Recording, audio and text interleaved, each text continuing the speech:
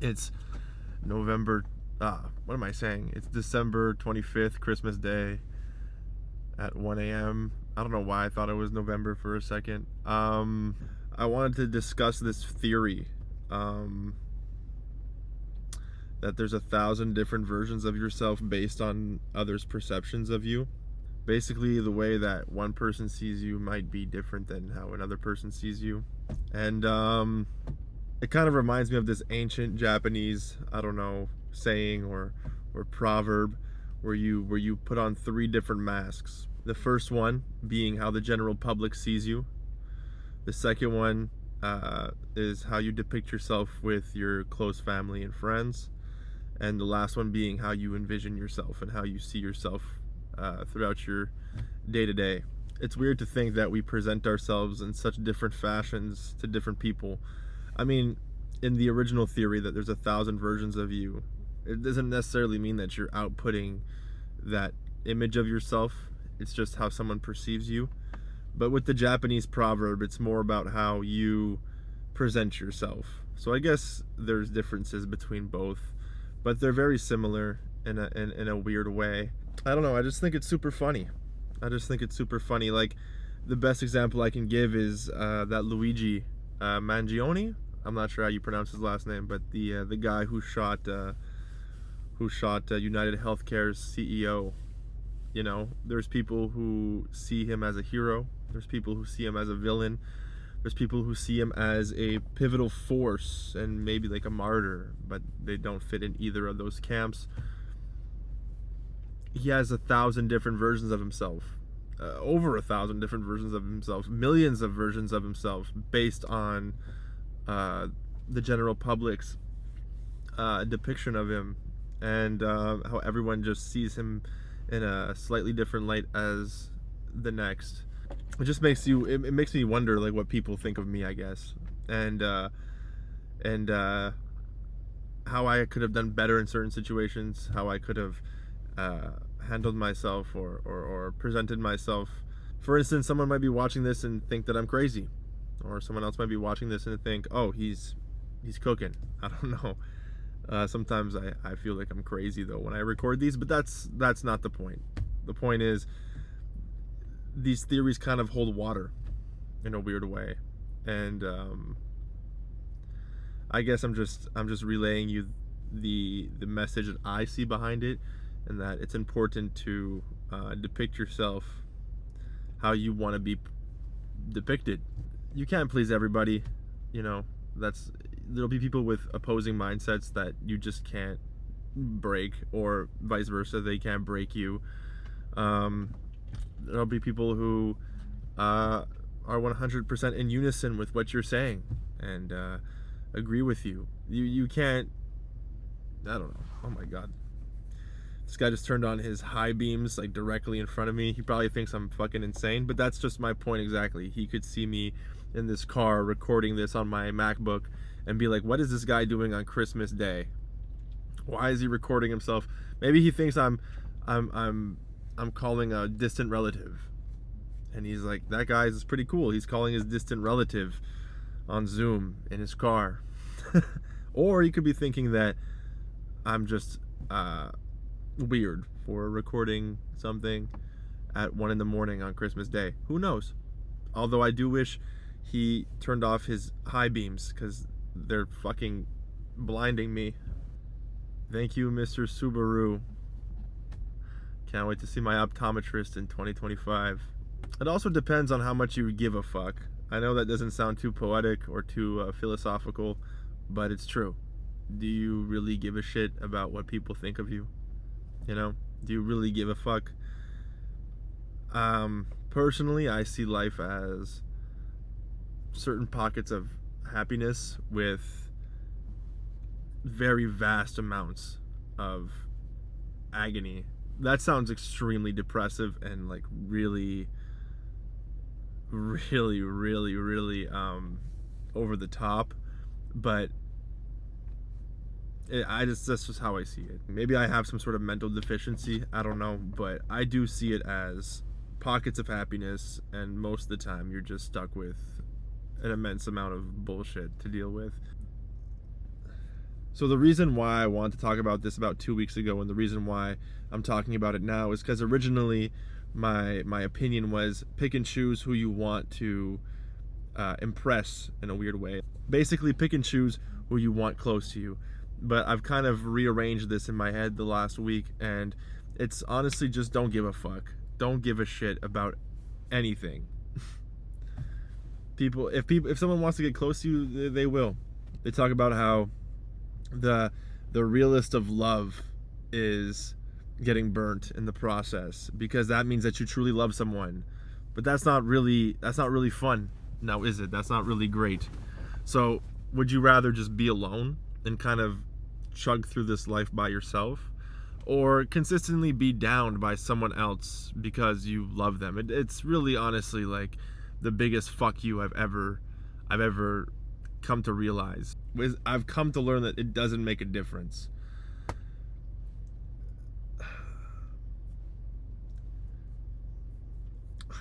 So I don't sound crazy, to link what I just said to my original theory, or what I was originally talking about at the beginning of the video. Go through life not giving a shit about the 1,000 versions of yourself. Just give a shit about what's up here. Just care about what's in the fucking dome, okay? Don't care about what's up in other people's heads. Really don't, because it doesn't change anything. It will not change a single outcome. You might think it does. You might think, oh, like if I impress this employer and I'll get this amazing job, or if I impress this girl, she'll fall in love with me. Who gives a flying fuck about that? Who gives a fuck? Who gives a fuck? Just be yourself. Just be yourself. That's it. That's it. Who gives a shit about the 3 masks? Just look at the one that's about yourself and try to perfect that one. And try to make sure that you see yourself in a great light. Obviously, don't go out there and like fuck with people for the sake of fucking with people. Like, be a bit empathetic, be a bit humane about it, but be yourself. Be yourself. Don't let people walk on you. My entire life, I've let people walk on me. My entire life, I've let people use me as a stepping stone, and I've let people in that are broken and mended them and treated them with respect and kindness, just to be fucked in the process, because I was so convinced, like, oh, like this person makes me happy. You know, it doesn't have to be romantically, it could be platonically too, but this person made me happy, so I'm gonna do everything in my power to make them happy. But in the long run, it didn't do fuck all. So what I'm saying is, don't do that. Who cares what they think of you? Who gives a fuck? If it's not working in unison, then let it go. Let it go, because their true colors will show. If you can't be yourself around them, and they can't be themselves around you, then what's the point of that relationship? Like, what is it? I probably sound insane right now, but if you rewatch this video a couple times, you'll probably understand what I'm trying to say. Obviously, there's compromise and stuff that you have to put into effect, and you know, any relationship, whether it's platonic or not, centers itself around compromise and respect for the other party. That's a given. That's not what I'm saying. I'm just saying, if they can't respect who you are as an individual and the mask that you put on for yourself, then they can go fuck themselves. They're just gonna burn you in the process. Trust me. This is the age-old tale. And all this bullshit about, like, oh, self-love, and we live in a society that's built on coexistence. Okay? You can preach self-love all you want, but you're always gonna want someone else's approval. Even if it's a fucking deity. Even if you're a monk who has secluded himself from the rest of the world, and you pray to God, that's the only thing you do, is you pray to God, whatever God that may be. You're looking for acceptance in God. You're looking for understanding within another person or another deity. So don't hit me with that bullshit of, oh, your love is the only love that matters to you. It's not true, and it's never going to be true. People who tell you that are false. They're going to tell you, oh, you know, love yourself and all your problems will wash away. Yeah, that's a huge part of it. You should love yourself 110%. But you're always going to be searching for some sort of acceptance or understanding within someone else or within another facet. Okay? That's just how the world works. We're born into a society of coexistence. We're literally born in a society where we're automatically indebted to something or someone. You know what I mean? Anyway, you're gonna seek acceptance and you're gonna seek validation within someone else 110%. That's a given. Okay? Just make sure you keep your mask on. Fuck the other 2 masks. Fuck the other 999,000 versions of yourself, okay? Focus on the version of yourself that you know. Focus on the mask that you see yourself in the mirror with, if that makes sense. And if someone else doesn't accept that, then go fuck them. Just fuck them. Like, who cares? I've said fuck like probably 13 times in this video, but I hope the message comes across fine. In this life, people will use you, they will manipulate you, they will take advantage of you, and they'll make sure that they walk all across you. They will use you as a stepping stone, they will use you as a ladder to get out of whatever fucking hole they're in, okay? They will use you till you're literally nothing just for their self-satisfaction. So, let it be. Drop it. Think about yourself. Don't be the stepping stone. Let them walk through the water themselves. Don't be that ladder that gets them out of the hole. Let them figure that out on their own. Keep them in the hole. Look down on them. Spit on them. That's a bit much. Maybe don't spit on them. But let them get out of that hole themselves. Anyway, that's the insane Christmas rant. Probably one of my last videos for the year. We'll see what happens next year. We'll see if I continue doing this, because sometimes I feel like I'm giving out genuine advice. Sometimes I feel like I'm just rambling for absolutely no reason. But, you know, we'll see what happens in the coming year. If I stay with the kind of hatred rhetoric that I'm kind of preaching right now. I don't mean it to be hatred, but it comes across as very hateful rhetoric. It comes off that I've been slighted, and I have been slighted so many times. I hate to say it like this because it sounds super cringe, but I am the nice guy. I am the nice guy consistently. And I think this year I've realized that being the nice guy gets you absolutely nowhere. Being the nice guy gets you can walk away going, oh, I have a moral compass. And I'm content with my moral compass. But I've realized that being the nice person and being the bigger person sometimes works, but most of the time you just get fucked. And you go home thinking, is it really worth it? And I'm kind of realizing now that it's not.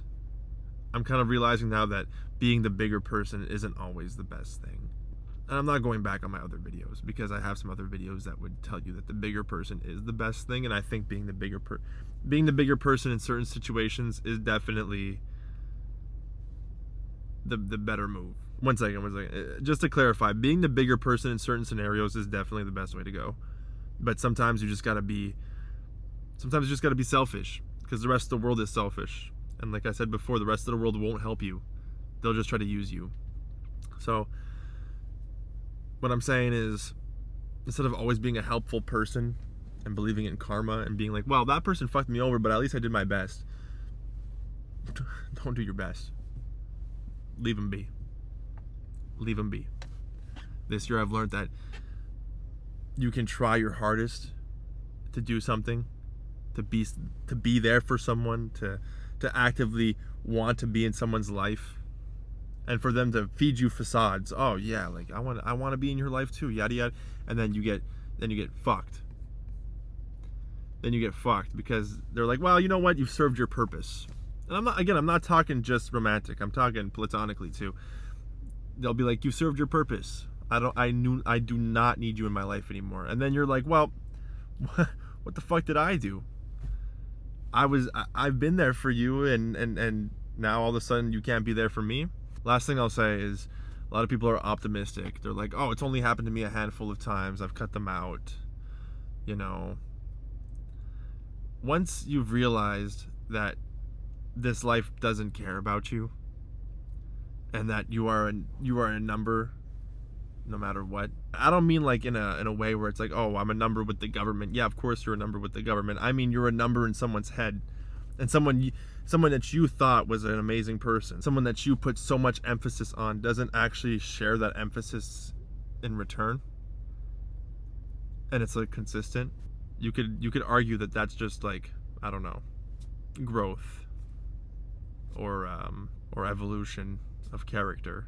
Watch, continue being the nice guy, continue being the person that gives, and you'll see that no one will respect you. The only person that will respect you is yourself, and it gets lonely up at the top sometimes. Not gonna lie. Anyway, ciao.